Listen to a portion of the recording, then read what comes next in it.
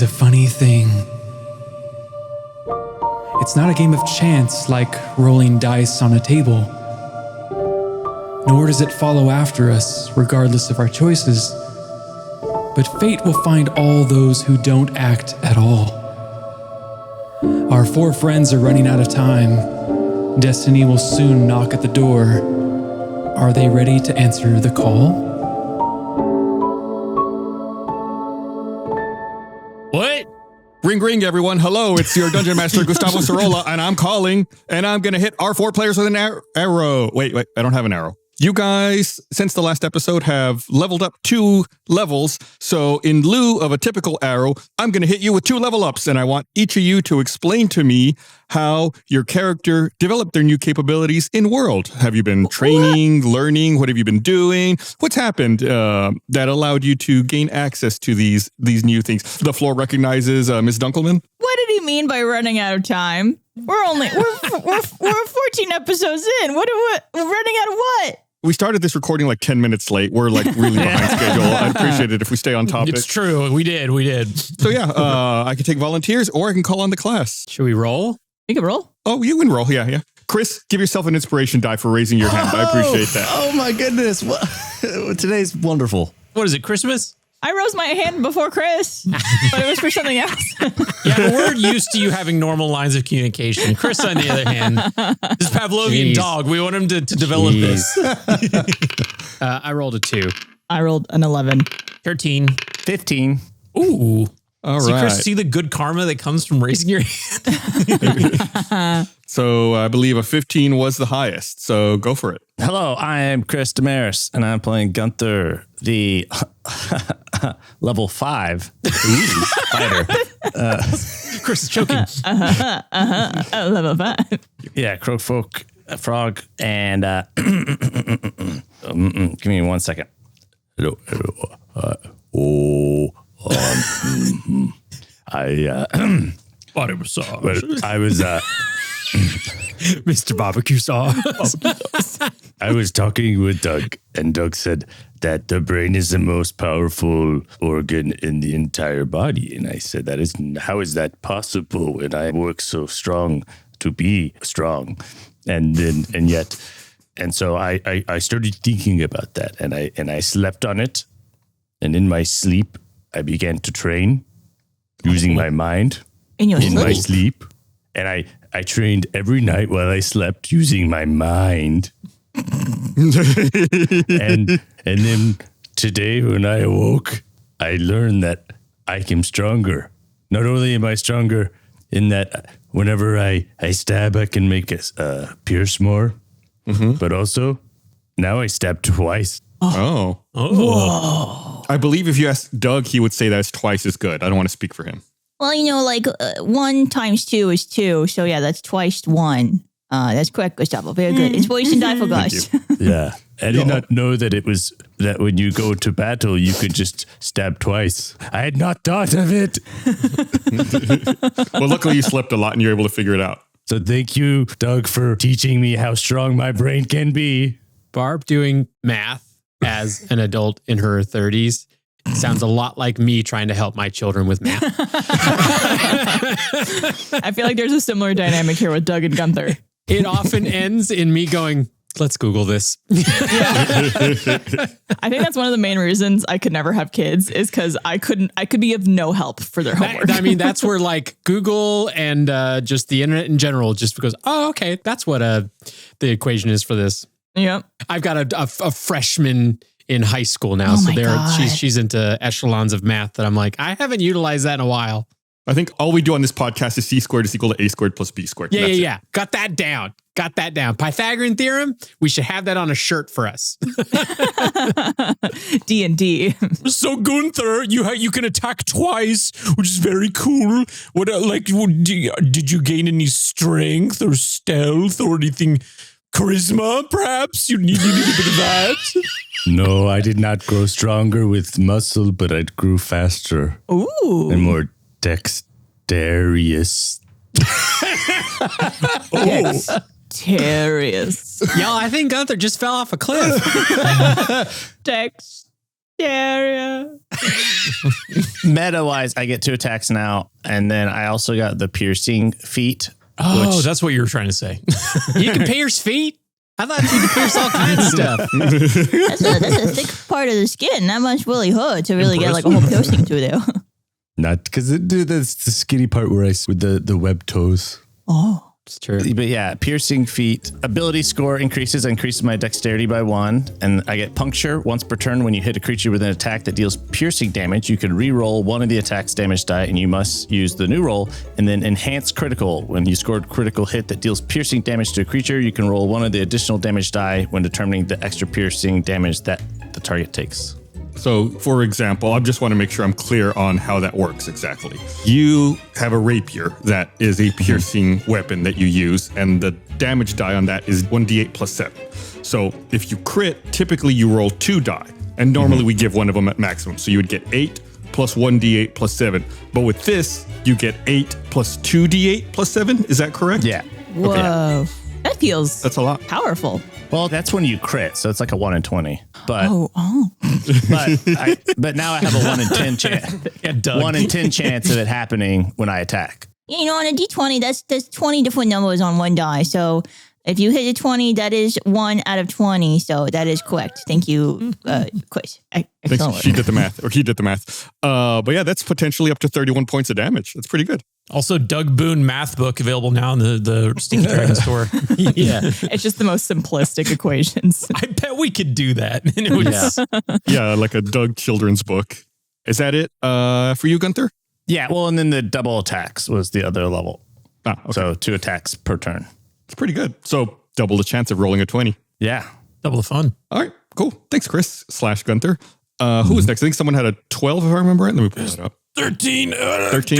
Get the voice back. Yoo-hoo. It's me, Blaine. I'm being played. I'm going to take that from the top. Hey, it's Blaine. I'm playing Tolv. Yoo-hoo. Okay, I'm stepping in. Tag me in, coach.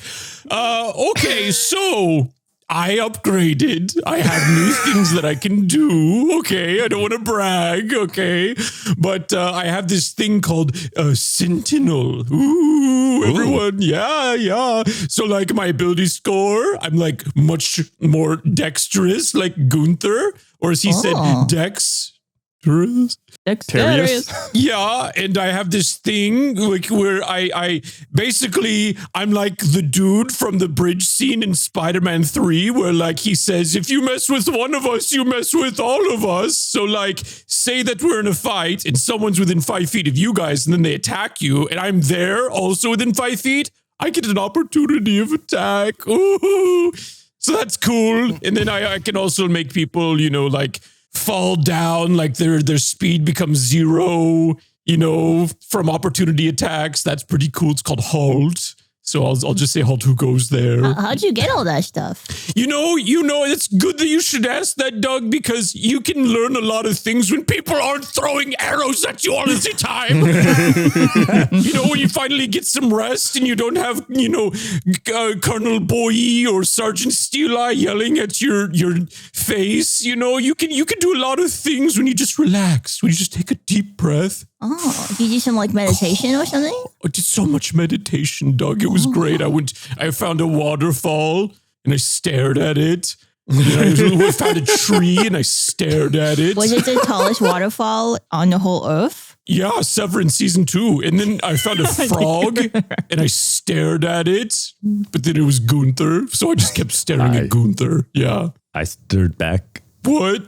I stared back. Yeah, we just kind of stared at each other. Yeah. It turns out Gunther was just sleeping, but because he's like, his eyes just kind of look open. Yeah, I didn't forget we needed to say how we got it. I wanted to set up the thing about throwing arrows and stuff. So anyways, that's pretty much it though. I have an extra attack. My dexterity score went up and I have this thing called Sentinel, which gives me Guardian and Halt. So if you guys get in a fight and I'm there with you guys and then they attack you, I'm basically trying to get the person who attacked me as the barbarian. Like they should be attacking me and not you guys. So I think that'll be fun once we get into combat. Yeah. Can I dig into Guardian a little bit here? I want to make sure I understand it correctly because I'm reading it right here. So if a creature within 5 feet of you takes disengage or hits someone else besides you with an attack, you immediately make an opportunity attack against that creature. And if you hit any creature with an opportunity attack, that creature's speed becomes 0. So it stops moving. It can't move away anymore. Yeah. So it's like once people are trapped up against me, they're going nowhere. Like Spider-Man 1, I've got you in the cage for 5 minutes. Sorry, I just watched the trilogy recently. I was gonna say, is it that hot on your brain Sam or something? Raimi, classic. Oh. And just to clarify further, because, I love rules, it gives you an opportunity attack, and an opportunity attack is a reaction. So you still only get 1 per turn because it's still a reaction. If 4 people were around you trying to attack, you would only get to attack 1 of them as an opportunity attack. I'm glad you clarified that now because I almost got egg on my face in the next encounter. Oh, I would have gotten so angry. Ooh. Yeah, just pointed out there. I think this is fresh on my mind because I was listening to one of the Infinite Second Winds where I say, I wish I had called that out. I let someone get away with too many opportunity attacks, Chris. And I just want, now that I know a lot more, I want to be more cognizant of it. Well, it's good to forgive and forget. And So forget that ever happened. And if you would like to listen to those Infinite Second Wind episodes, those are available now over at stinkydragonpod.com. We recorded Second Wind for every Infinite episode, and they're available to patrons. So go check it out at stinkydragonpod.com. Excellent time. 86 episodes. It took so many. long. Took a long time. Everyone worked equally hard on them. Everyone did different things on them. Me, Barbara, the non-editor of the group, I helped in other ways that I tried. You did great, Bart. You guys did a great job. Is that it for you, Tolv? Yeah, I can't think of any Spider-Man quotes. Go ahead. Who's next? Okay, I believe Doug is up. Doug, if you want to step up to the 1s and the 2s. Oh, Doug's on the 1s and the 2s. That equals 3s. What's up, guys? It's Doug. Here for episode 14. Back on a new campaign. Well, apparently we are running out of time. What could it mean? I'm Barbara Dunkelman. I play Doug Boone, the bugbear artificer, battlesmith artificer, to be more precise. Level 5 in the flesh. Yeah. And, over the course of the last couple of days, I have a big stack of books in my pack with me that I like to read sometimes. And there's one book in there that I've kind of been putting off just because I don't want anyone to see me reading it because it's a little embarrassing. Oh. But it's called Accidentally Popular, How to Make Friends. And so I've been reading this book about how to make friends now that, I feel like there actually might be a chance that I could be making friends right now with the group. And I opened the book and started reading it and realized that it had kind of like special abilities in here. It's more than just, basic tips on how to make friends. And I read on this one thing called telepathic abilities. And so after studying it for a couple of days, I'm now telepathic. Really? Whoa. Yeah, I learned it really quick. Yeah. Because, brain is the strongest organ, as Gunnar said. Quick, what movie am I thinking about now? Star Wars. Oh, Spider-Man. You got a little bit more there, dog. I heard the S. The S was coming through. I feel like it was a 50-50 chance with any other movie in Star Wars. So, pretty close. And so, metagaming, I now have the telepathic feat. My ability score also increased. I chose wisdom to increase on that. So I have another wisdom point. So I have telepathic utterance. You could speak telepathically to any creature you could see within 60 feet of yourself. Your telepathic utterances are in a language you know and the creature understands you only if it knows that language. The creature cannot respond to you telepathically with this feat. So it's one-way communication. Yes. I also have with this detect thoughts. You always have detect thoughts prepared. Once per long rest, you could cast it without a spell slot or spell components. You could also cast it using spell slots you have of the appropriate level. Your spellcasting ability for the spell is the ability increased by this feat. This is like the first time we've had a telepath on the team, I think. I think so. I think I've had detect thoughts before, maybe with Bart. But yeah, I thought it could come in handy. So is there a range limit on the 60 feet? For telepathic, it's 60 feet, but 60 detect feet. thoughts, it doesn't seem to have a range. 30 feet. 30 feet. Okay. Oh, okay. Is that something that over time it upgrades, like it changes, gets more powerful or anything like that? Possible. It's cool. Yeah, so Detect Thoughts allows you to activate one of two effects. You can either sense thoughts, so you can sense the presence of thoughts within 30 feet of you that belong to a creature that knows languages or telepathic. You don't read the thoughts, but you know a thinking creature is there. Or you can read thoughts, and you target a creature you can see within 30 feet, or a creature within 30 feet of you that you detected with sense thoughts. You learn what is most on the target's mind right now. If the target doesn't know any languages or isn't telepathic, you learn nothing. The target has to be telepathic for me to be able to detect thoughts? So it's if it doesn't know any languages and isn't telepathic. So if it knows languages, but is not telepathic, you're okay. Okay. The and is doing a lot of junctioning and heavy lifting there. That's the one thing Barbara couldn't wrap her mind around, but Doug understood you. You couldn't do that with like an automaton or something? Is that what it's like differentiating? I think it would be like if a target doesn't know language and isn't telepathic, it might be like an animal.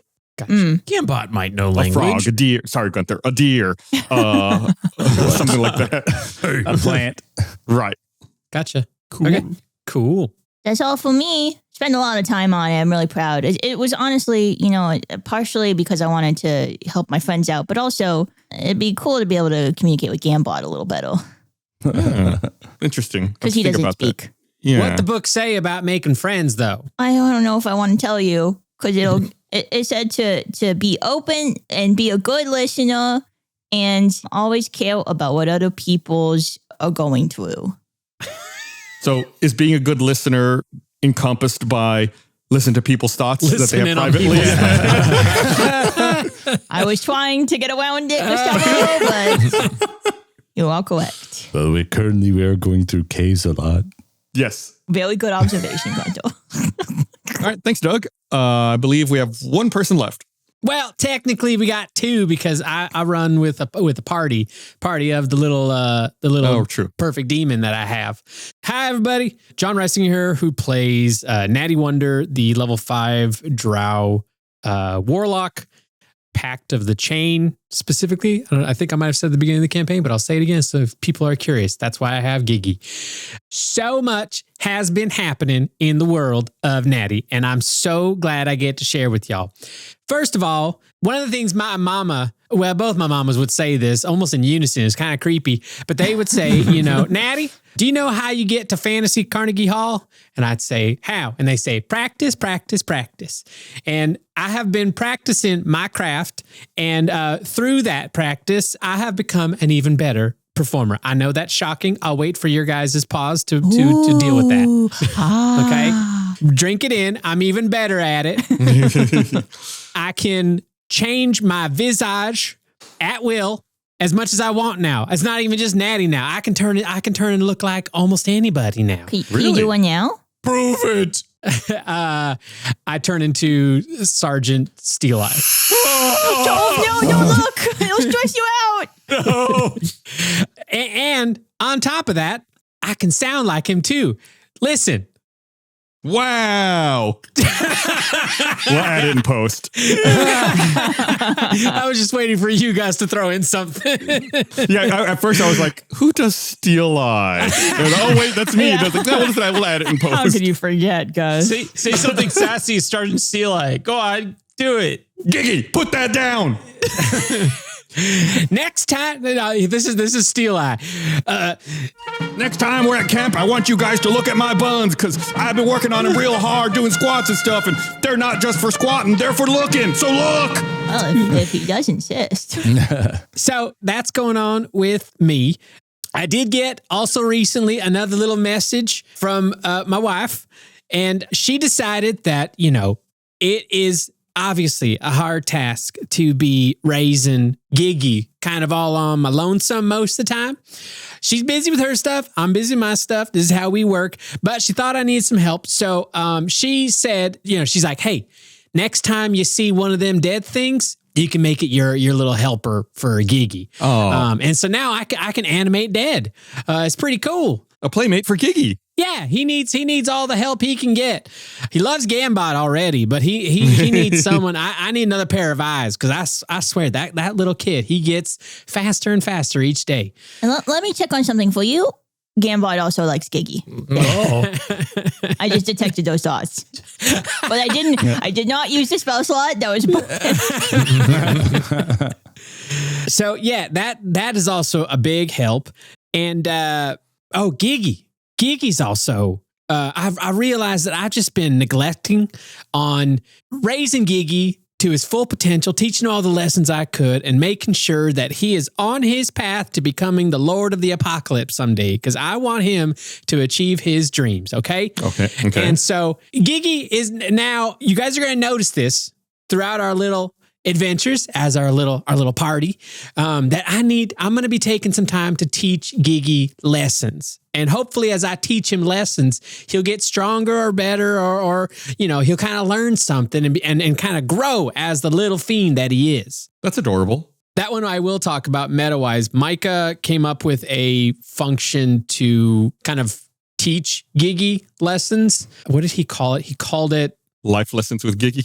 Pedagogic method, but I think it's pedagogy, so it's pedagogic method. Oh my God. And it is, I can, once per long rest, I can try to teach Gigi a lesson. Depending on the difficulty of the lesson, determines the dice roll I have to do with a wisdom check. If he succeeds, or if I succeed, he learns the lesson and gets a little new thing. Could be like temp HP or an ability score modifier, stuff like that. If I fail, I can take another chance at that before the next long rest. So now Gigi is even more of a party member for us. Wow. Okay. And for those curious, meta-wise as well, I took the actor feat that increased my charisma modifier, gave me impersonation and mimicry abilities, and I changed a couple of my invocations, which I learned you could do with each level of Warlock. I got rid of Repelling Blast and instead took Mask of Many Faces, which is Disguise Self at will, which just means I can use Disguise Self as much as I want, whenever I want. And then I added Undying Servitude, which lets me cast Animate the Dead once per long rest. Man, you guys learned a lot. Yeah. Is that like, you know how sometimes there's some people where if they have a long rest, they can change out abilities? Is that or? No, it's each level I can change my invocation, which I have 3 invocations now. I got a new invocation. And so I changed 2 of them because we leveled twice. And then, God, I hope I'm sounding correct on what I'm supposed to be doing. I looked this up. And then also when you level up, you can swap out some spells. And so I swapped out some spells. Ooh. And just getting rid of ones I was never using and added a couple that I'm like, this might be helpful.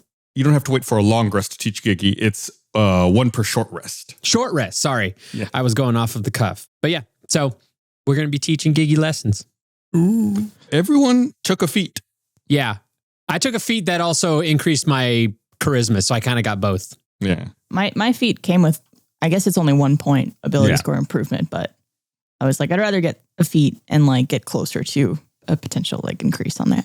My feat came with toenails. I'm going to start calling you guys Quentin Tarantino. Oh, that's a good one. For free? We love feet.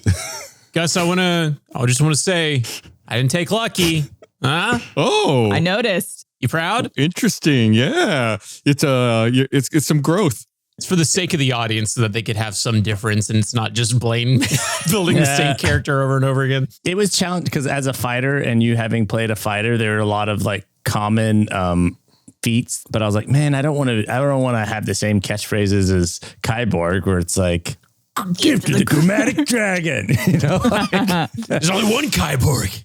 Oh, we also, I guess, sort of upgraded Gigi to like a 2024 D&D Quasit.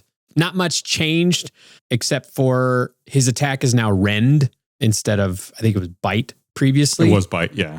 Yeah, I think that's about it. Yeah, and to that point, like we're starting to mix in a little bit of 2024 stuff, and Lucky is different in 2024 versus 5th edition, which we were using before. So why do you think I didn't take it?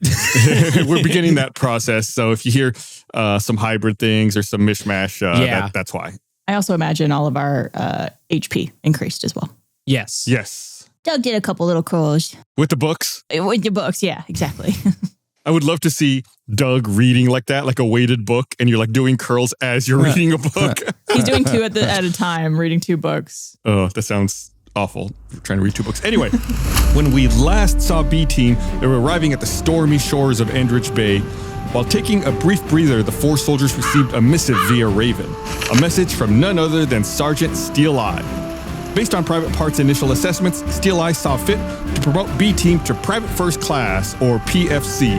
And with the promotion, each soldier received 10 gold pieces. So everyone, you get 10 gold pieces each. Whoa. Yay! We are private first class now? Private First Class. So are we like the same as you, private parts? Affirmative. Cool. Hey! Oh, look at us! I give him a salute. Ooh. Yeah, he salutes back. Say affirmative. Oh, affirmative. Weird, it feels weird. I gotta work on that one. B Team then ventured into Endridge Bay proper, but were soaked straight away by an incessant storm and hazardous floods that were swamping the streets. It's kind of like Austin the past couple days. Signage was rare and locals even fewer, but by sheer luck, they stumbled upon a towering building. A weather-beaten sign swayed violently over the door. The High 3. The waterlogged tower stands tall and narrow like a lighthouse, with at least 3 flights of stairs. Now, all they have to do is find their contact, Fizzmum. But who takes the first step inside? I'll go step inside. I don't want it to be in the rain. Gunther steps inside, and as you cross the threshold, a deluge of water pours inside across the floor. An elderly man yells, "Hurry along, ye sturge rats! Get inside and close the door!" Aye, aye. The elderly man stands behind a bar shuffling cards. He has a chiseled face and wears a pointed hat made of possum fur. A pointed hat made of possum fur. Yeah, The sign you said, it said high 3. Is that HIGH? correct. What happened to the other 2? I'm used to high fives myself. Doug, can you do the math on that? Run the numbers. Go ahead, Doug. 5 minus 2 is 3, so that's high 3. That's what would be the confusion of a high 5. But also, there's only one guy in here, so you could also be asking where's the other 2? Oh, true. Double entendre. As you walk in, you see that this building has a compact floor plan with multiple stories. It's dimly torchlit with a weathered shiplap architecture. There's coral stools that slide on the flooded floor, and an elderly human stands behind a bar. There's a small seafood menu, an ascending spiral staircase, and an iron-banded wooden door to the south, which is the entrance that you are walking in. Could we walk up to the barkeep or whatever? Okay. Sounds like a setup for a joke, you know, like an orc, a frog, a bugbear, a mom walk into a bar, you know. A mom. ... So does everyone walk in? Is that my species? Is my species mom? Yeah. The hardest job in the world. I'm a level 8 mom. Yeah, we can walk up. Yeah, I walk in. I would go in as well, yes. And I assume close the door. And did you say you walk up to the bar, Gunther or Chris? Or just walk in? I was going to walk up to him. Yeah, he's standing behind the bar, shuffling some cards. Hi, I'm Gunther. What are you? After you all walk in and close the door, he seems to not really particularly look in your direction anymore and instead focuses on his cards. Ooh. Good to hear, yes. Did you know of a Fizzmum? Aye, you here for the fighting match, eh? Well, why didn't you say so? And he pulls the lever behind the bar, which opens up a trap door beneath your feet, and you all drop down 30 feet. Gunther! Do we have a chance to, I guess we just fall? Yeah, you fall. Good talking with you.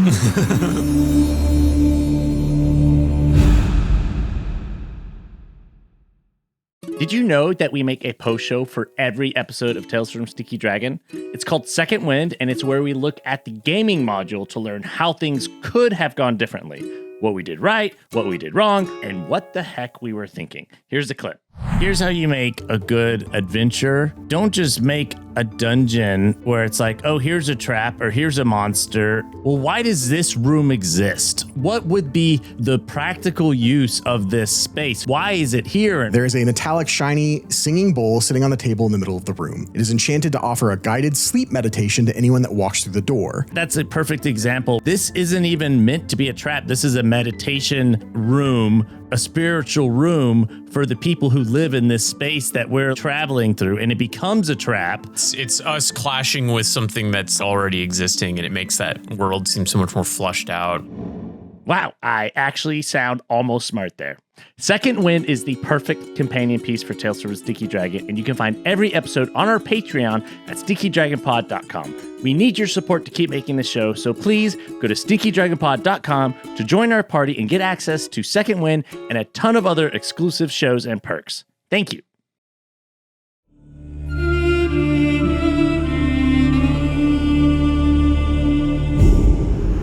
When you reach the bottom, you fall about 30 feet. You stand up and look around, and you're in a torchlit underground. There's a high ceiling that seems to be leaking with water. There's a sand floor around you, a spiked wooden fence that surrounds a rectangular arena with a crowd sitting on all sides. There's 2 egresses. Appears to be a door to the north and an ascending staircase to the south. Are we in the cage or outside the cage? You are in the cage. We're in the bad part. All right, boss, what do we do? Tolv looks at Doug because you're the boss still. Somehow I think it's bad news bears to be in this cage, so we should scramble out of here. Here, let me try to help you out of here. And Doug tries to pick up Gunther first to try to like help pop him out of the cage. Is there a ceiling? Does the cage have a ceiling? Because how would we have fallen in then? Oh, that's a good call. Yeah, Doug, I'll tell you what, roll me a perception check. That is a 18. You bend down to start picking your friends up, and you look around and you realize that there is a battle raging all around you. Oh. There appear to be 5 pirates and a pirate captain all attacking each other. And so far, at this moment, it does not seem like they notice you yet. I'm imagining for some reason when you said like there's a fight going around amongst us, I'm imagining one of those cages that has the motorcycles driving on the edges of it, just going around and around. So 5 pirates and a pirate captain all fighting each other. Are they just a free-for-all brawl, does it look like? Or does it seem like there's any teams or groupings? That's an excellent question. I'll answer that, then we'll go ahead and roll initiative. Oh, It appears that there may be sides in this battle, that it's not truly a free-for-all with everyone going at it. So why doesn't everyone go ahead and roll me initiative? okay. I like how this happens as Doug is holding Gunther up. 18. I rolled a 7. 22. 13. Would it be out of line for me to ask if I recognize any of these pirates? We can definitely deal with that here in a moment. I just got to get these initiatives in order. Okay, I'll wait. This reminds me of home, you know. I rolled 3 12s for initiative. How weird.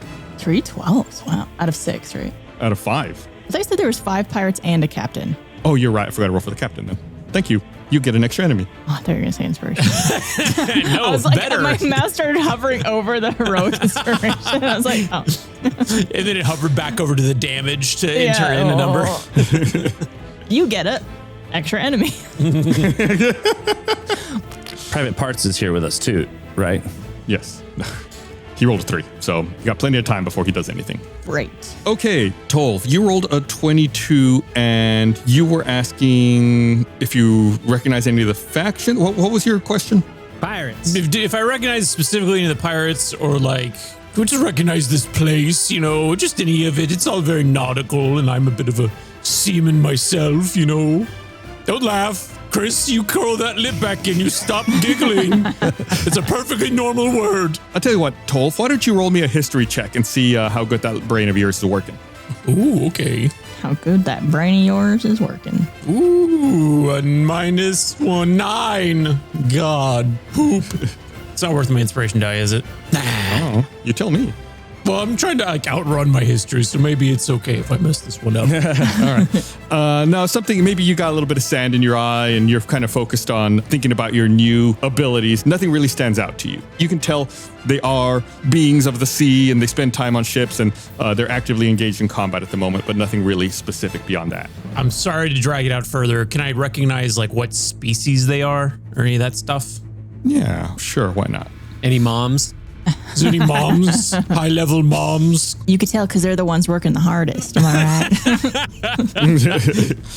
It just appears to be a mishmash of various humanoids. Human, elf, dwarf, just humanoids. I'll leave it at that. Okay, cool. But anyway, Tolv, one of the reasons I addressed your question so quickly is you are at the top of the initiative order with a 22. You know, rules of engagement, none of them have attacked us yet. So, hey gang, I'm gonna go the peaceful route. We're gonna see how this goes. I take some movement towards the group of pirates and I say, guys, whoa, what are we fighting here over, huh? What's going on? Let's cool our jets, am I right? Oh, okay. I don't know if they know what jets are.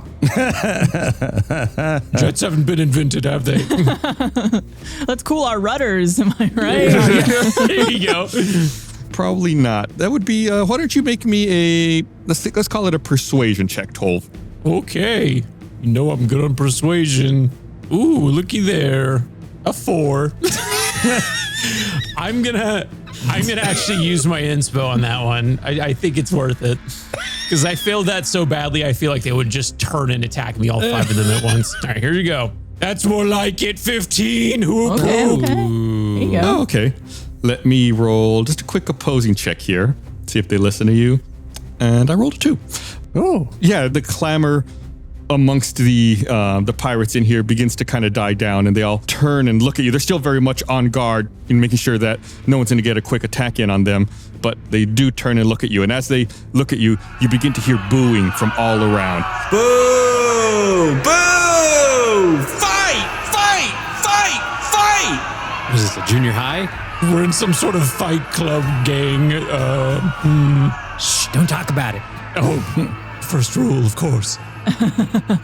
What are we fighting for? You know what? What the heck? Let's give the people what they want. I'm gonna crush the closest guy with my hammer. You know, Oh whatever. my God. All right, fine. I'm going to give you advantage on this since you tricked them into putting their guard down with you for a moment. So go ahead and make an attack Master plan. with advantage. Okay, I'm gonna do one-handed. Just don't kill the mom. So I have a shield. That's oh baby, that's a nat 20.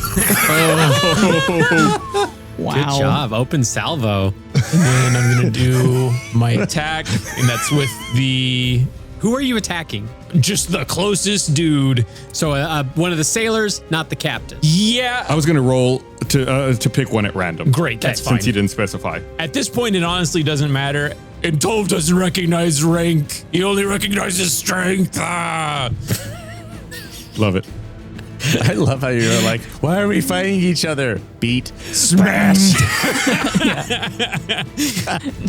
I get angry when people don't listen to my questions. It's the surrounding, it's the environment. It reminds me of my olden days on the high seas. Did you rage? That's a bonus action, right? Yeah. Yeah. Can I do that before? I seem to remember you saying you raged. I'm not sure if it's just me. Yeah, I'm pretty sure you did.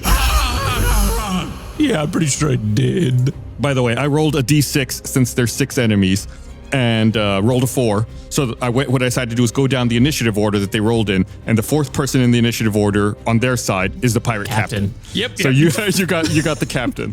Okay. Well, that's what they say when you get in prison. Find the biggest guy and give him a good old clocking. Natty, I have to ask how you know this information. Where have you been, Natty? I've lived a long and full life. We need to talk about that later. I'm very curious. Also, she's a mom. Mom knows a lot. Mom knows everything. Yeah, I won't lie. Giggy's been to the clink. We know. What? How much damage was that, Tolv? It says a 14. It was 2d8 plus 4, but I know that one of those is maximum because it was a crit. Yeah, so we'll go ahead and change that. So it's 14. So it's actually 18 points of damage. Woo! Plus your rage. Oh, yeah. Plus 2 melee damage with strength weapons. So let's call that a 20. 20 points of damage. The Council of Barbarians coming in hot today. I think you forgot your rage. Councilman Gum. Councilwoman Elga, any thoughts? Sorry, I'm on the toilet right now. I did not realize I would be called upon. I'm so sorry, Councilwoman Elga. Please return to your business. It's like yesterday. I was getting ready for a shower. I had disrobed everything. I was about to turn the water on, and I heard a knock on the door. Oh no. And Was it normally Blaine? I would just let it go, like they just leave it. But I knew I was going to deliver something. I had to sign, so I threw on clothes and a hat faster than I have in my entire life. So I was like, like when you're like, don't leave. I want the thing. I want the thing. Yeah, and so I rushed over there. Just with pants and a shirt. I threw on shorts, a shirt, and a hat, and I just went, signed it and got it. You start making as much noise as you can inside so they know that you're coming to the door. Throw something at the door. Crashing through. Yeah, throw something at I knew I had some time because usually they have to write their little note, So I was like, all right. Yeah, I mean, devastating 20-point attack by Tolv. Devastating 20-point sneak attack by a barbarian by Tolv on the pirate captain. Fake out. I'm an interesting dude. What can I say? How does he look after that? That was significant. The pirate captain is still looking like he has fight in him, but you definitely took a little bit of it out. Let's find out how much fight he really has in him. I do my second attack. Here we go. I forgot we got these second attacks now. We have fun here. I'm going to do another with the Warhammer. Warhammer. Recklessly? That's oh my God. I rolled a 19 plus 7, 26. You're going to say another 20. Let me double check. Yeah, that hits. Okay, so Chris, to address that, I don't super like attacking recklessly because I don't want the thing to be back on me. What is it? The advantage or whatever? Right, then they have advantage on you. Yeah. 26. 26 hits. Yeah, does that hit? Yeah. Okay. I double checked. I'll triple check. Yeah, it hits. I'm doing that fun thing that you do where you know it hits, but I'm like, that's a 50 billion. Does that hit, Blaine? All right. Rolling damage. Oh, come on. Rolled a 1. So +5, plus the additional 2. So that would be 7. 7 points of damage. Not quite as big. Maybe this time the captain knows your moves and is able to absorb the blow a little bit. And he smiles as he takes that hit from your Warhammer, Toll, and says, Arrgh! Rage in the cage. This is what the people want. Cool. I'm liking this. Anything else from you there, Toll? No, I'm good. All right. Great. Round by 12 there. Natty, you're up. After Natty, we got a couple pirates, a lot of pirates, and then Doug. All right. Natty turns to Gigi. And this isn't actually, I'm not going to like roll my thing for thing, but I just turns to Gigi and she goes, all right, today's lessons are all going to be about how to win a cage fight. It's very important for everyone to learn how to do this. You never know when it comes up, okay? Natty surveys the pirates with Tolv next to the captain. What's the gathering of them? Is it like a big old scrum of them all together? Are there a couple of pockets of fights happening between people? What's the spread? Paint me a picture, Gustavo. We'll say it's 1v1 and 2v2. Okay. And then is Tolv the 1v1 or Tolv is... That's just them. Tolv is by one of the 2v2s. By the 2v2. Okay. Then... Yeah, why not? Let's do something new for funsies. Is the 1v1 further than 15 feet from Tolv? I'm gonna guess no. Let me double check. No. Oh, wow. They really are all scrummed together. They were all kind of scrummed up. Despite the fact the cage is pretty big, they were all kind of scrummed up together. Okay. Well, I don't want to do what I was gonna do because it would hurt my good friend Tolv. I'll tell you what. Let's yes and this. Yeah, it's they're more than 15 feet away. Okay.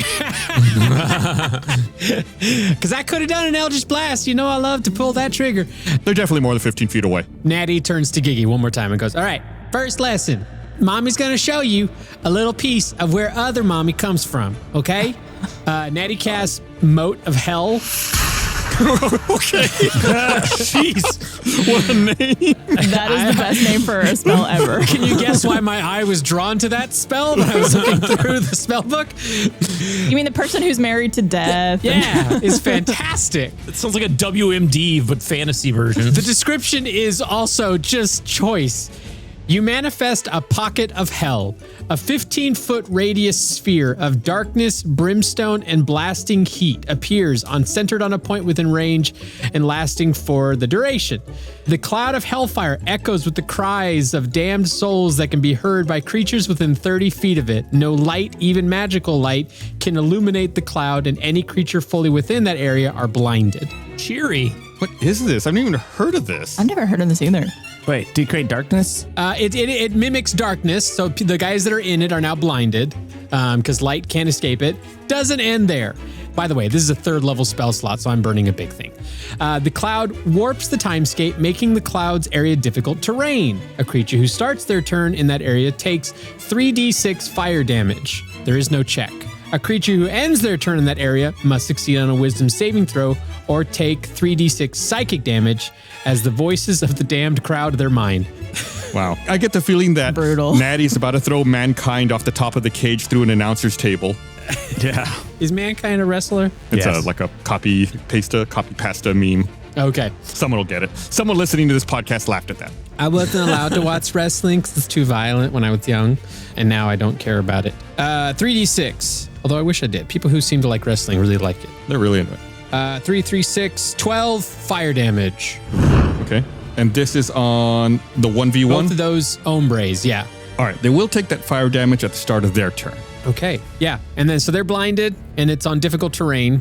And then Can Gigi go? Yeah, I'm just making a note here that they're blinded. They're blinded. So if someone else enters that 15-foot radius, are they also blinded? Yes. Like it is, you are just looking at a 15-foot sphere of just hell, and that's all you can see. If they leave it, can they see? When they leave it, it's that specifically light can't enter or escape. It's like a black hole. Gotcha. And then Gigi, go help Uncle Tove. Oh, and can Gigi traverse to Tove and attack the captain? Yeah, if Gigi makes the appropriate roll. God, I was hoping Gus would forget that. He just attacks Tove. It's my favorite part of Gigi.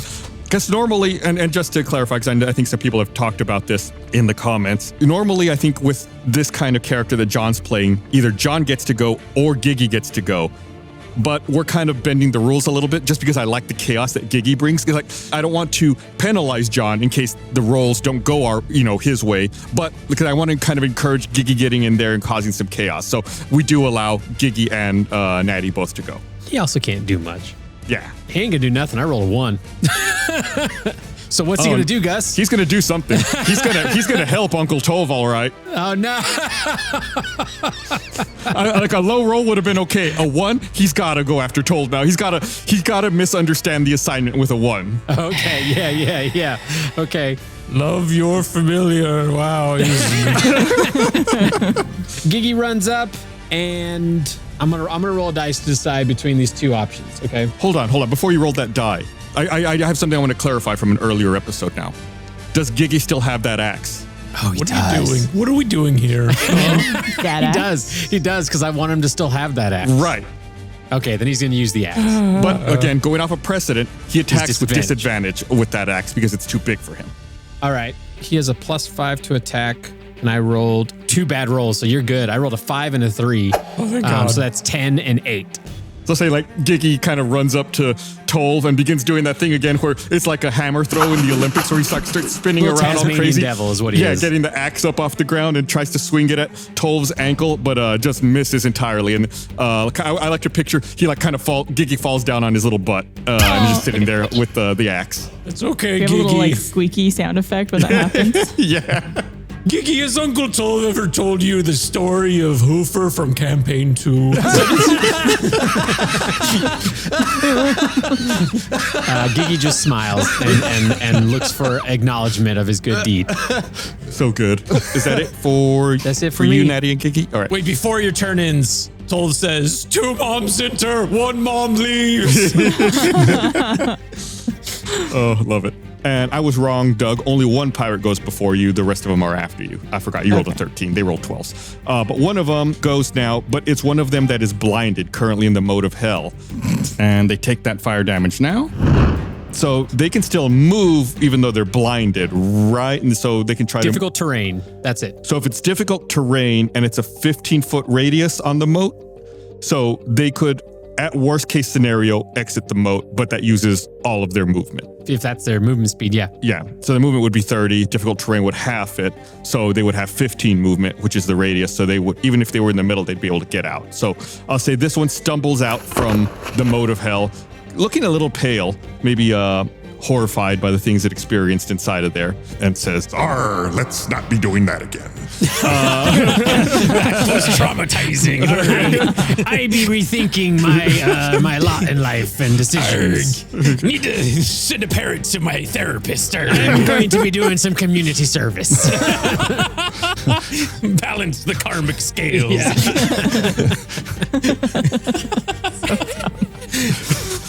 oh, what'll it do? So it comes out, it's used all of its movement. It's going to throw a dagger. Yeah. It'll throw a dagger at Tove because Tove was really duplicitous. Had everyone put their guard down and then attack the captain. It's true. Yeah, so it's going to toss a dagger at Tove. This is with a +5. 7. I assume that's a miss. Oh, I'm sorry, little guy, that's a miss, but better luck next time. He doesn't like the fact you're taunting him. I'm not taunting, I'm genuinely sorry. You know, I've been in a fight before and missed my throw or what have you. And he raises an eyebrow at you, Tove. You want to take another attack? Will that make you feel better? You just saw some pretty nasty stuff. Make me a wisdom saving throw. Okay. Wisdom saving throw. That's an 8. There's something about that that charismatic raised eyebrow that just kind of tickles you the right way, Tolv. Ooh. Can Tolv be charmed? I don't see any resistances against it. There's this thing called magical sleep that I have resistance to. Yeah, maybe this pirate's not so bad after all. Maybe you've been approaching this combat wrong the whole time. Can you describe him to me, what he looks like, any features of this pirate that stand out? I mean, if you're going to be attracted to him, you want to know what he looks like. Yeah. Got an eye patch, missing the left canine teeth. Great. That's enough for me. Hey, guys, I think we need to let Patchy join in, huh? I mean, come on, look at him. That's a trustworthy guy. You're like, when I stare into his eye. So when you are charmed, you cannot attack the charmer or target the charmer with any damaging abilities or magical effects. And the charmer has advantage on any ability check to interact with you socially. Cool. So you can still attack the other ones, just this one you cannot. I marked down charmed as a condition. But only against that one pirate. Right. Correct. This captain's got to die, unfortunately. Doug, you are up, then a couple of pirates, then Gunther. Okay. I think Doug could tell that we are outnumbered. He did the math, of course. He is going to get his steel defender out here. Okay. Gambot, it's your time to shine, and shine because you are made of metal and you are reflective. So yeah, did you just, I guess in your downtime, maybe you gave Gambot a little polish? Of course, yes. Yeah, Does the crowd go wild for Gambot? The crowd goes mild. You hear cheering. Yeah! Fight! Cling, clang, cling, cling, cling, cling, cling. So he brings out a steel defender. So I think, does he then act after me? Same initiative as you, but just right after you. Okay. So then that means it would be his turn to go now. Since that was my action. We'll call it for now your bonus action to pull out Gambot. I love it. Let's have fun. So generous. So I think because also Doug sees everyone fighting with all these weapons, he also wants in on the action. So he's going to use his crossbow and shoot at the pirate that just charmed Tolv. Okay, so this is one that just stepped out from that mode of hell. Yeah. Maybe if I shoot my crossbow at you, you'll get flown back into the mode of hell, huh? Ooh. I'm practicing my intimidation. I haven't done that in a while. You're doing great. Very good. You're killing it. 18. Hi-ya! That hits. Oh, yes. Nice. Doing 6 points of piercing damage. Yeah, this pirate is still up, but it's looking a little worse for wear. I like to think Doug pulls out his crossbow, and it's like that gif from Spy Kids where it's like the little targeting glass comes down in front of the eyes, like glasses all the way down, and you like steady the crossbow on your other arm and fire it. Cool. Yes, you know exactly what I'm picturing as well. Absolutely. I think any weapon he uses has to be some type of like very precise mechanical feature to it. And I do have an extra attack. Ah, okay. Ooh. I could attack twice rather than once whenever you take the attack action on my turn, Oh, That's cool. which I didn't know I had until recently. is that new? I think it might be. That's a probably is. 24 on the next hit. Believe it or not, that's a hit. Oh, wow. Doing 9 points of piercing damage on that one. Nice. Yeah, this one's kind of stumbling around, but is still standing. Only I'm allowed to charm my friends. By reading their thoughts. Yeah, that pirate is very bloodied and definitely staggering around in place. Patchy. And I know that you're already very generous with letting the defender be a bonus action, but could I also tell if I recognize any of these pirates? I'm going to give you an option here, Barbara, the player. You can either make a history check or a perception check. Why don't you tell me which you would prefer? I'm going to do a history. Do you have a higher modifier for Miss History? History. Nice. 15? That's not bad. Come on, guys. You don't necessarily recognize any of the specific pirates, but you do recognize some of like the outfits that they're wearing as being different factions in the area that you've read about this in your downtime when you were preparing to come to Endridge Bay. And you believe that these pirates are that there are 3 different factions that you're looking at here in the cage match. Could I remember the names of those factions? Yeah. One of them is the Council of Conservation. It don't sound so bad. The other one is the Rabble. The Rabble. I like that. Okay. And the last one is Troop. These all sound like names you came up with right now. They are definitely not. They are very well thought out names I know, by I'm just Micah. kidding. I just heard Micah's head slam into his keyboard. Well, He stayed up all night on that. He's dark rings on his eyes.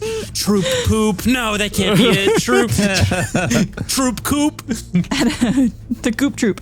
Out of the different ones, what are the colors, I guess, if there are different colors or anything like associated with them? It's not necessarily colors. It's more like symbols that they use. Okay. The Council of Conservation, their symbol is 2 prayerful hands cupping paw prints. I like these guys. Rabble's symbol is 4 faces of differing emotions. And Troop Troop is a pirate flag with black ballet slippers. Whoa. Ooh. How do you even choose? They're all such great options. I'll take one of each, please. Well, that's it for Doug. But then Gambot's up. Gambot's turn. We need to create a theme song for Gambot that's like a kid's cartoon, like Gambot. It's got to be like a chiptune style song that's like 8-bit sounds. yeah. Micah, if you feel inspired. That's a freebie, Micah. There you go. More work for you. I am going to have him do a force empowered rend on who's the pirate closest to him. If I summoned him kind of like in between me and Tolf. Y'all should finish off that dude who's teetering. I'll say it's that one, the one that you hit with your crossbow. The captain? Nope. No, it's not the captain. Patchy. Patchy. It's Patchy. The guy that's charmed me. Okay, he will hit him. What does Tolf think about that? I love Gambot, but I love Patchy. This is tough. 25. Oh, that's a hit. So long, Patchy. 4 points of force damage. That's enough. I think that Gambot does like a pneumatic uppercut with his head on the chin of this pirate, and it knocks him like kind of cartoonish, like off his feet backwards. Both his shoes fly off of his feet, and his body flies back into the moat of hell, and he disappears forever. Oh my God.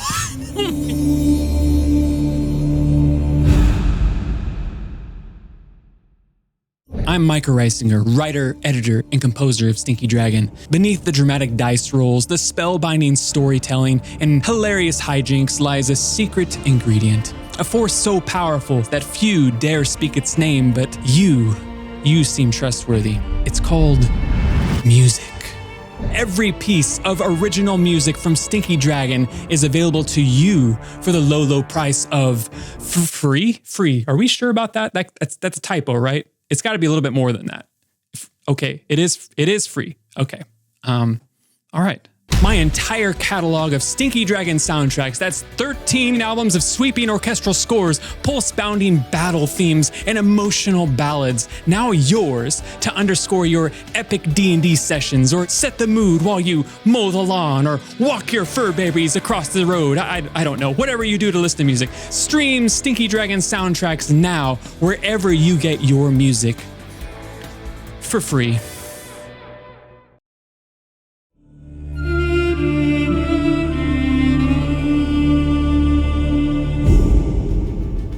Gambot. I like to think after he does that, Gambot just turns his head like almost in approval towards Doug, like. But he has no thumb, so he can't put his thumbs up. Geeky's holding his axe over his head, going, Has charm been lifted? Yeah, you are no longer charmed by Patchy because Patchy is no longer here. Now he's charmed by me. There it is. I switched my charm willingly. Sorry, I forgot to ask what faction was Patchy. Please not Council of Conservation. Please not Council of Conservation. Patchy was Council of Conservation. Oh, Patchy! Is that it for you, Doug?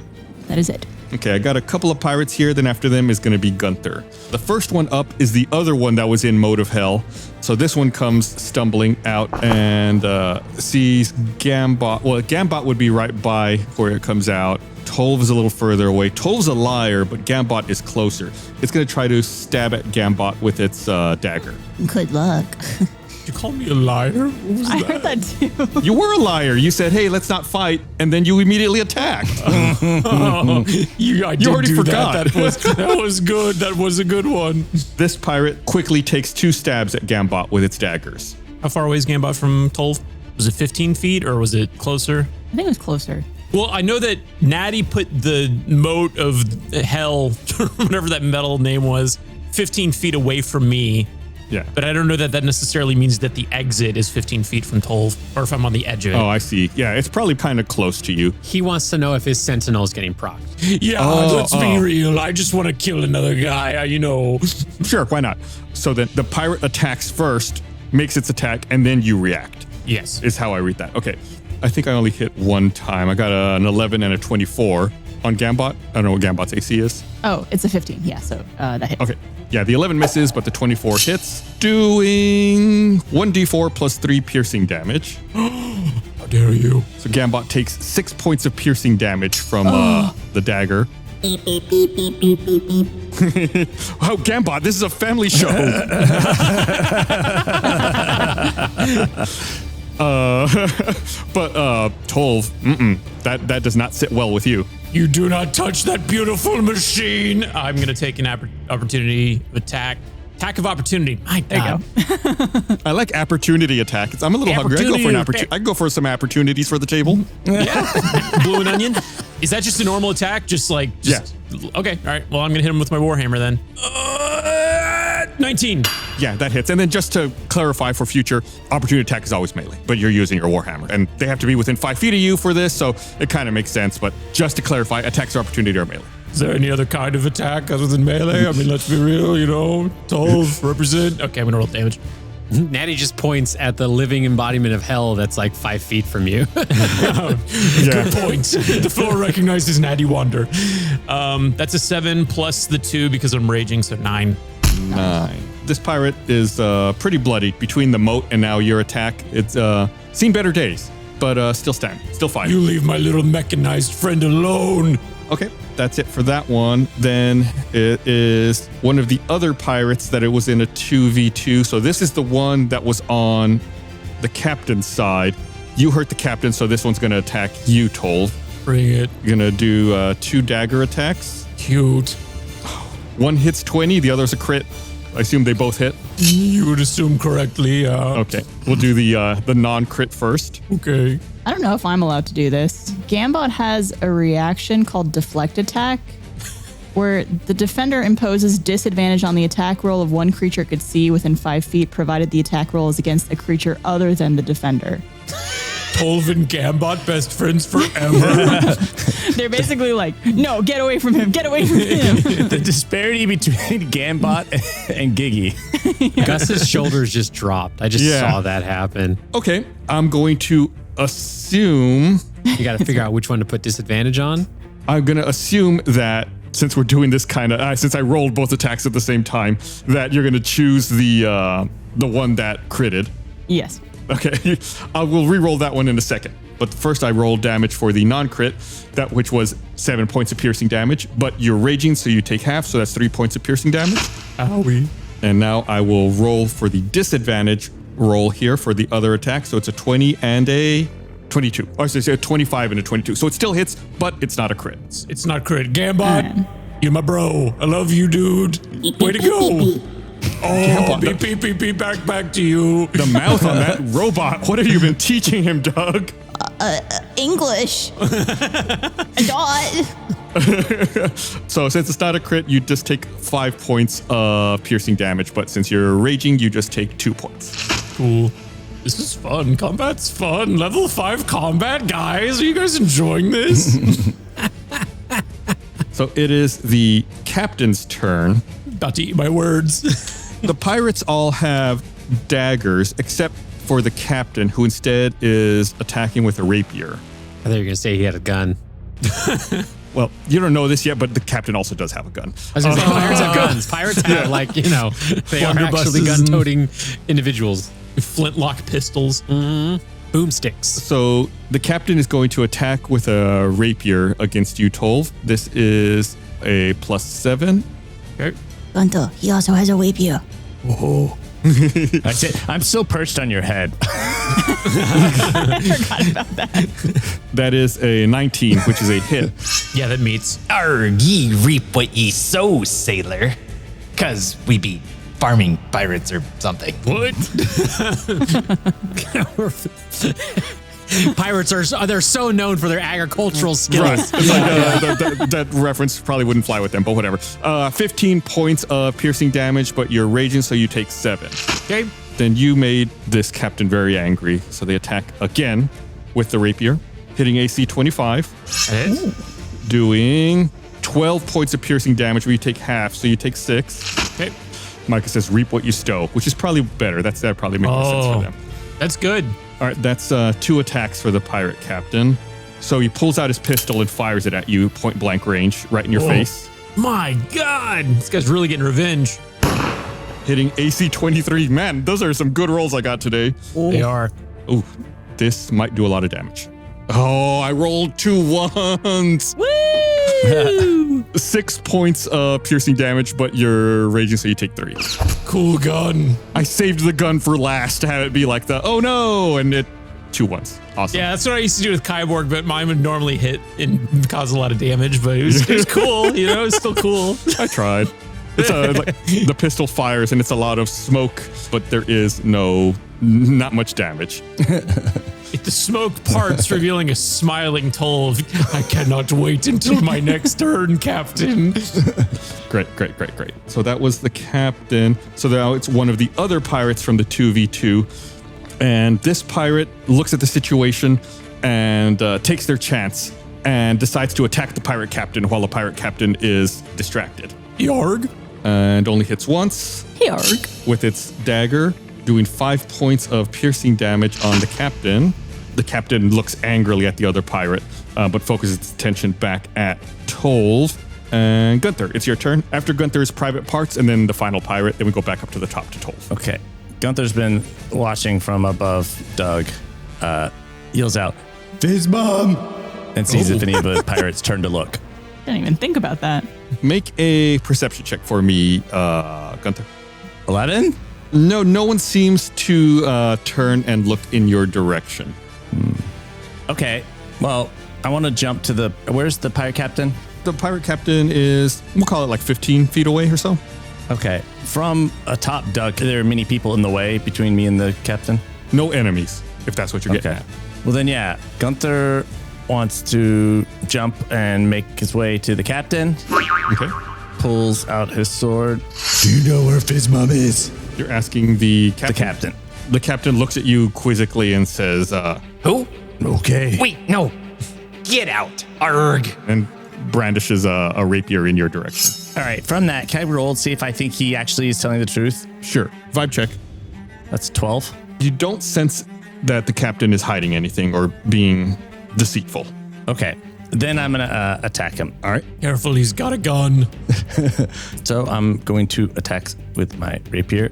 Yeah. Oh, this is like a Princess Bride sword fight. That's a 16. That does not hit. My name is Gunther. Okay. Dang. Stevens, bro. I do. Okay. I'll do that. I'll use my inspiration die just because I want to do got it. something. All right. I'm going to reroll. Come on, go there. All right, that's a 20. Yeah. Yeah, that hits. Okay. But the captain executes a riposte and knocks your blade aside and instead lunges forward with his own blade, attacking you, Gunther. Wait. I didn't even get to... The smile on Gus's face says so much. Well, then, okay. Does he hit me? Hitting AC 20. All right, well, I riposte him. Whoa! We got a sword fight! So I do my own riposte when a creature missed. Oh, he missed. Did he? Wait, what did he hit me with? He hit AC 20. But I hit him. Did I use my deflect attack again from Gambot? It's a reaction, so you only get 1 per turn. But I hit him on that attack, right? His reaction is when he's hit by a melee attack roll, he gets to riposte. Okay, and he hits me? Yeah, AC 20. Dang. Gosh. I was very happy, John. You're right. I've been waiting for someone to, I'm here to for you execute guys. a I'm melee here attack. you need to have some wins too, okay? Thank you. All right, so he hits me and does what? 15 points of piercing damage. Dang. It's like one of those old pirate films, that's like all the real swashbuckling. Yeah. That's cool. Like Muppet Treasure Island. Exactly. That's exactly what I was thinking of. You're Kermit. It's actually at this point, I think, an old movie. If we really want to talk about it. That's true. Yeah. I was It's thinking probably of like over 20 years old. I was thinking like Errol Flynn kind of stuff. Yeah, no. I think Muppet Treasure Island might be like 20, 30 years old. Wow. Then I'm going to attack with my second attack with him. Okay. Come on. 23. Okay, yeah, that hits. That hits? Okay. Yeah. I'm going to roll damage. That's 12. And I also want to do a menacing attack. Okay. When you hit with a weapon attack, you can spend one superiority die to add the total to the damage roll, and the target must make a wisdom saving throw of DC 16. On a failure, he's frightened of me until the next turn. Okay. Well, I'm going to write the 12 damage down for now. Then you're going to roll your superiority die. That's a 7. So that's another 7 points of damage? Another 7 points of damage, and they have to make a DC 16. And Gunther goes, sneaky, sneaky, but I'm sneakier. All right. I have a +5 on wisdom saving throw, so I need an 11 or better. I rolled a 6, so failure. And then he goes, boo. The captain seems to lose their nerve a little bit. And then I want to action surge. Oh, is there like a cool Gunther way of saying this?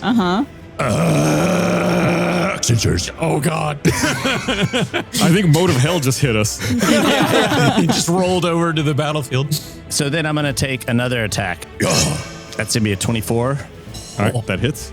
For a 14 damage. Whoa. All right. And how's he looking? Very bloodied, but still standing. How about one more? And then I'll He attack. goes, no, please. That's a 27. That hits. With a try cool wit like that, you could be an action movie star. I rolled a 3 plus 7. I'm going to re-roll that dice for the 3. See if I can get higher. What's Why? that?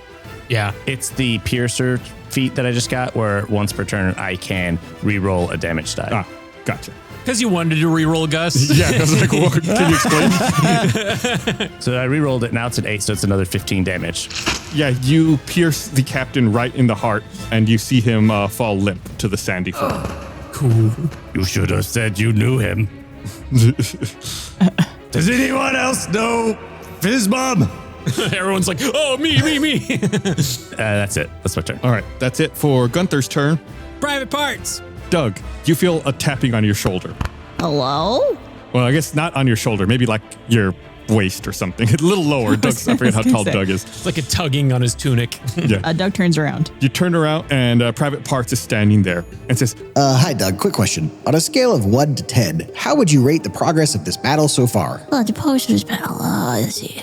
Yeah, pretty good, actually. You know, I think we're making pretty good progress here. I would say 6.82. 6.82. And if you were thinking of B Team, how would you rank them from best contribution to worst contribution? Only for this battle, speaking about what we're experiencing right now, of course. Only for this battle, and they can't heal me, right? No, this is for private confidential record keeping. Excellent. Okay. None of my teammates could heal me, right? Natty's standing next to Doug. Can I hear? Are we actually taking him off? take him off. I'll give you a thumbs up. All right. So I would say Natty, probably number one. That I think that moat was very, very helpful. Private Parts is writing down. And then Tolv, man, he did some really great damage. Yeah. So I'd say number two. I put Doug at a conservative number 3. Yeah. You know, there's some good damage there to help take out the pirate there, and Steel Defender really helpful. And Steel Defender was part of me, so That's a really good point, actually. I hadn't thought about that. if anything, maybe he gets 3.5. And then, unfortunately, Gundel, I think, would be 4th place. But I think he has a chance to really step it up. Of course, we all have a chance to improve. Thank you very much for taking part in this survey. And Private Parts, number 5. Understood. As you have not really done much yet, other than take notes, which, it could be helpful in some cases. I think note-taking is very important. I'm an observer. I'm going to let him back in. Actually, I muted you on my Go XLR, so I could truly not see you. I could just hear. And Barbara, roll me a d6. Man, you're making me do so much work today. Well, you're the team leader. 6. Really? Okay. It's a number on a D6. Yes, you can roll that. I was expecting 1 through 5. I was not expecting a 6. Thank you, John, for having faith. She critted. Let me just check mine real quick. Yes, there's a 6 on mine. It probably just proved that I ranked our team perfectly. Oh, cool. Hopefully you factored in me and Gambot's little friendship, maybe that was a factor. Oh, it definitely was a factor. Oh, good. Private Parts hands you something. He says, Here, I found this half buried in the sand. I figured you might need it. Doug takes whatever this is from Private Parts and looks at it It's a snake-like pirate hook crafted from some kind of unusual green threading. Ooh. Oh. Do I know what it does or what it is? No, but you think you could use it as some kind of weapon to like hook into nearby enemies. So you said green snakeskin. A snake-like pirate hook crafted from unusual green threading. Okay. Threading? Threading. Like thread. So it's like not hard? A little both. Is it like the hook shot from Zelda? Kinda, I guess, yeah. Hook onto nearby enemies. Oh, that's cool. Get over here. That could be your new thing. Yeah. You can own that now, Doug. Word for word. Okay, and that's it for private parts. And it is the last pirate in the 2v2 who has not gone. This one is also going to attack the captain like its friend did. Now that the captain's back is turned and it's focusing on Tolv, and both attacks miss. One of them's a 1. So I'm going to say this pirate gets sand in its eye and can't see very well. Yar, me eyes. What faction was he from? This one is from part of the rabble. The rabble are not a threat. Got it. We're marking that down. Okay, that's it. We're back up to the top, which means it's Tolv and then Natty and then a pirate. Ooh, baby, it's 12 o'clock.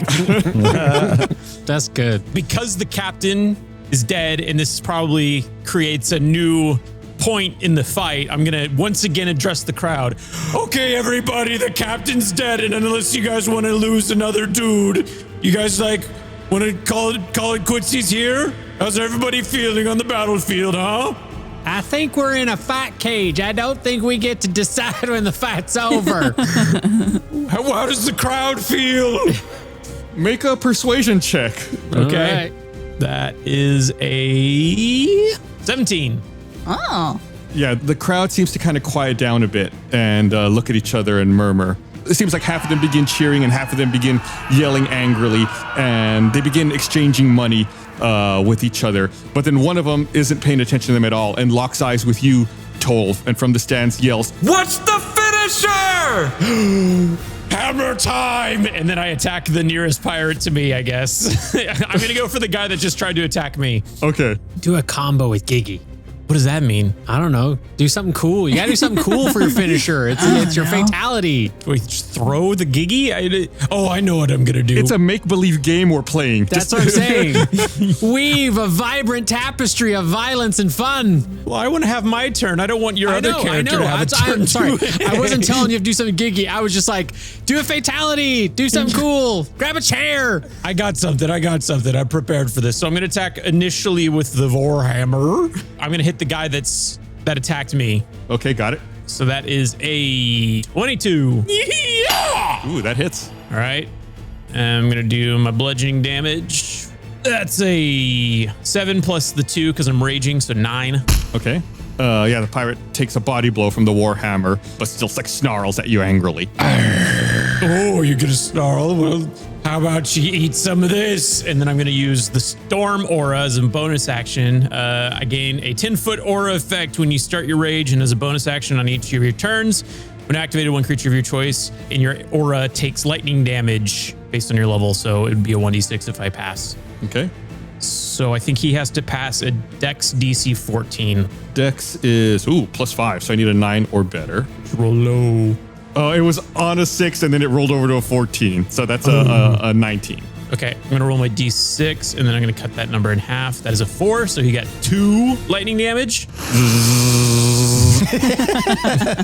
He's still standing though, right? Yeah, he's got like that cartoonish thing now where like his clothes and his hair, like smoke is coming off a little bit.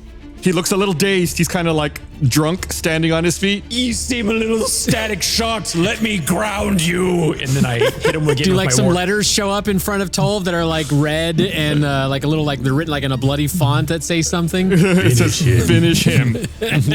Yeah. Let me ground him. Wasted. And then I'm gonna hit with my Warhammer again. It's a 22. Ooh. Hits. All right. Doing damage. I believe it's pronounced Demarais. Demarais, that's 10 plus 2, 12. 12 points of damage. Yeah, while the pirate is there stunned, you bring down your Warhammer to firmly ground him, and he falls to the ground unmoving. And the person who asked about the finisher lets out a loud cheer. Woo! it turns around and begins handing out and receiving money as well. Cool. So they bet on people who weren't even part of the initial fight. Yeah. Yeah, cool. Yeah, I think we're winning. I don't want to get in the weeds about gambling, but you can bet that things will happen or things won't happen, or like you can make other bets as well besides just True. like which side will win. Gotcha. True. Thank you for explaining gambling to me. I'm a good person who doesn't gamble. Just kidding. Gambling's fine if it's We'll keep legal it in your broad. country. We'll have a special how to gamble episode on Tales of the Sticky Dragon. I think that's my turn. I don't. I'm still within 5 feet of Gambot and Gunther, correct? Yes. Okay. I think that at this point, like all the fighting seems to be subsiding, and the remaining pirates are all kind of like putting their weapons away and shaking hands, kind of like after a Little League game where you like high five each other and say "good game." They're all good gaming each other. You know, in Little League when you murder each other. Yeah. And then you shake hands and high five and eat orange slices after. Yeah, you go to Dairy Queen if you want. Only the pirates wouldn't eat orange slices because they're getting scurvy. It's even more important for them to eat them orange slices. Yeah. While they're doing that, could Gunther go to the pirate captain and search him and then also take his shoes off? Yeah, sure, why not? Okay. Taking his shoes off? Is this like a ritual? Why are you taking is the reported feet thing? I know we're. I'm checking for something. Oh, okay. I know we were talking about feet earlier. What are you checking for? I'm looking for a particular set of feet. Care to share what kind of feet you're looking for? I think he just wants a feet because he got a feet. Yeah. Do I notice anything unique about this captain's feet? No. Okay. Gunther, are you seeking revenge on someone who has 6 toes or some weird feet? Yes. You called it. I had no idea either. I was like, I don't know where this is going. He's looking for the man with 6 feet, 6 toes. 6 feet. Well, this one's going to be 6 feet under. Gunther, we're all buddies. Why don't you tell us what kind of feet you're looking for, and then we can help you find it. 6 toes. 6 toes. Oh, 6 toes. Six I told toes. Yeah, you. you called correct. it. Money. You called it. Wow. On both feet or 1 foot? Just the 1 foot with 6 toes. On the right or the left? Do you remember? It was on the right. Okay, got it. Now, did they get this extra toe from like some sort of hokey pokey accident? No? Okay, never mind. I do not understand how you get extra You put your toes right with- foot in, you put your right foot out. You know, maybe when you put it in and you collided with another foot and gained a toe. I don't know. Exactly. Thank you, dog. No, I don't believe he did hokey pokies. Okay. Was there anything on the body of the captain? Yeah, I mean, the captain has a rapier and a pistol. Can I take the rapier and the pistol? Yeah. Just a basic rapier? Yeah, it's just a standard rapier. And why not? We also had a small purse filled with some silver. 3 silver pieces. Sorry, I wrote bad. I hand out 2 of the silver. I'll just hand out all 3 of them to the party members. Ooh, a tip. Natty gives it to Geeky and he proceeds to eat it. Maybe we could give these to that wind Twiddle if we happen to come in contact with him again. You know what? I think it's time to get a little helper for Giggy. Natty grabs a drop of blood, a piece of flesh from the captain, and then grinds a little bit of a exposed bone and casts Animate Dead on the captain. Okay. Oh my god. This spell creates an undead servant. It imbues the target with a foul mimicry of life. Raising as an undead creature, the target becomes a skeleton if you chose a pile of bones, or a zombie if you chose a corpse. So he's a zombie. Yep, zombie, definitely a corpse. He only lasts for 24 hours, but I can cast it again on him after a long rest if I want to keep him. Tolv sees this, and his instinct would be to attack, but he knows that you mentioned that you have this new thing.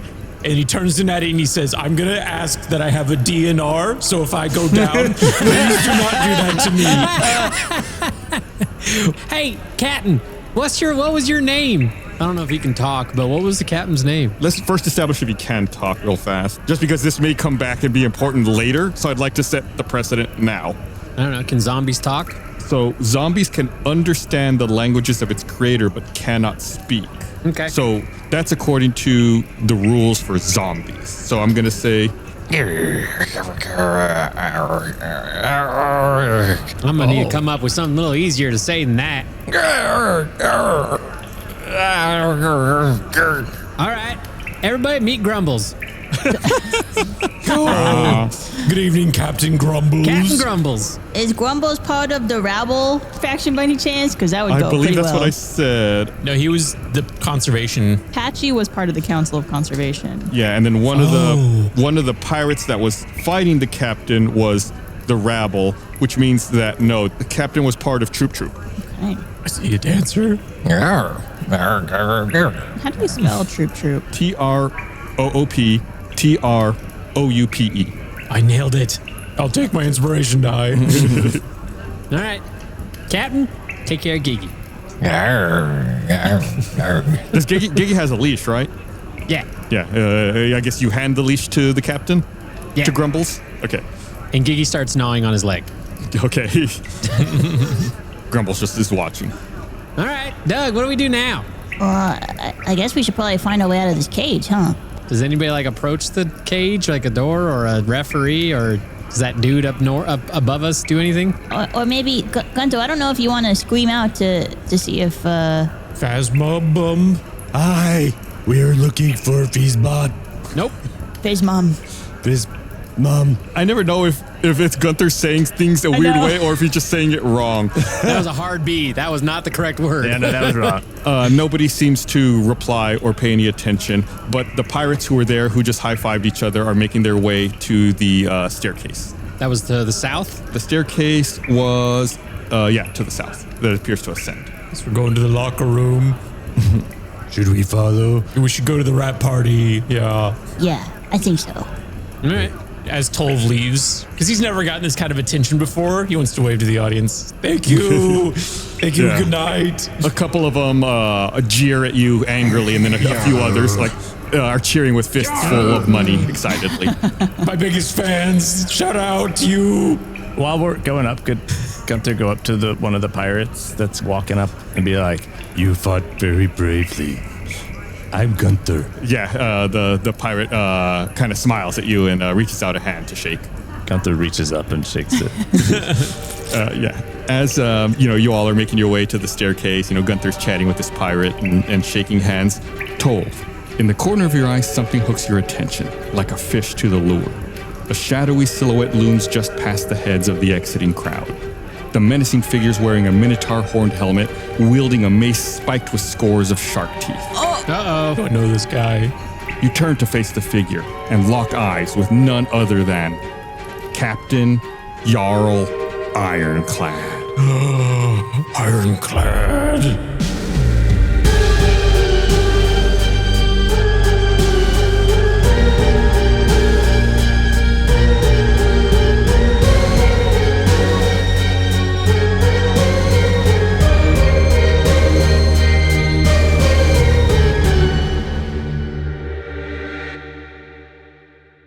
A reunion. No. Find out what happens with that in the next episode of Tales from the Stinky Dragon. I got Captain. You got Captain. Everybody get Captain. It's captains all the way down. This is not a fun captain. This is no Captain Crunch. You guys got to be careful around this one. All right. Well, thanks for listening, everybody. I had a lot of fun in this episode. It was a lot of variety, a lot of things going on. It's always a joy. It's fun to push new buttons. I want to give this victory. I want to say a shout out to my God. A shout out to the Sea Drinker. Without you, I couldn't do this. Yeah. Tolv 316. Hey everyone, hope you're enjoying the show. Thank you so much. And if you'd like to give us some support, head over to store.stinkydragonpod.com. We got some merch out for you. We got a Council of Barbarians t-shirt, all your favorite barbarians on one t-shirt. We've also got our Stinky Spring Collection 25 with a vintage Dusty Dragon tee, Prestidigitation Spelling tee, I love that shirt, Vibe Check hat, and much more. Again, go over to store.stinkydragonpod.com. We would really appreciate it. New episodes of Tales from the Stinky Dragon premiere every other Wednesday wherever you stream podcasts and on the Stinky Dragon YouTube channel. Want to listen to the show 48 hours early and ad-free? Become a patron at stinkydragonpod.com or become a member of Beacon at beacon.tv. Both memberships support the show and receive access to our exclusive bonus series, Second Wind, and a member-only Discord for their respective platform. If you become a patron, you get access to even more exclusive bonus content, Stinky Dragon community and Discord events, and you get your name shouted out, just like Taylor at Baubolin. I don't know how to say that. Sorry, Taylor. Hi, my name is Marley, Elorasaurus, Yee Cammerby, and Natalie Morales at Defy You. These patrons directly support the show and get ad-free episodes, access to our exclusive patron-only Discord server, bonus content like Second Wind and Behind the Screen, and so much more. In fact, here's a quick peek from our latest episode of Behind the Screen. What are the steps that go into creating an NPC? My current process is I'll roll 2 personality traits and try and mash them together. And it creates some complex, interesting characters rather than just like a typical archetype of a character. And then I'll give them 1 physical characteristic rather than like a full description, because typically as a player, if you give them too many details, they won't take it in or they won't remember, or it's just too much information, right? And then instead of more physical characteristics, I might give them something that they're wearing or holding and give that a descriptor as well. And so those are kind of the basic building blocks. Give them the name, of course, but it's funny. We played a episode not too long ago where they came across these little minion type creatures. I didn't write any information. I gave like generic information for all of them, but there's no personalities. There's no like names. And I'm so glad they did, because like they killed them all, you know, it's just like, it's just like, it would have been wasted effort to like give a backstory to this character that's never going to come up again. It's tough because if you write a backstory and all this compelling information for an NPC, the party's never going to hear it, right? They're going to end up inevitably killing that NPC or not asking any of the personal questions. But lots of times if you don't write that stuff, then the party's going to really want to drill in. Who is this person?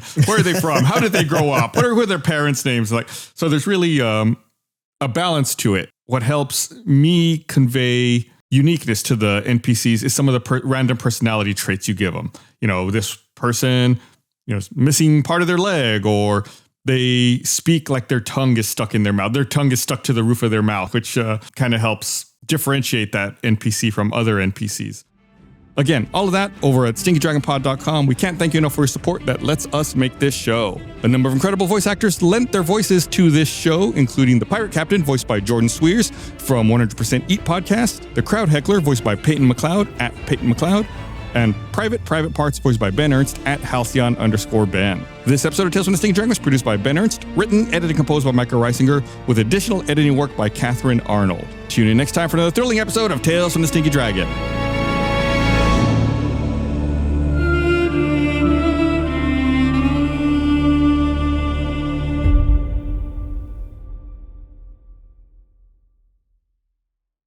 You guys know what time it is. It's Doug on the 1s and 2s that equals 3s. Welcome to today's show.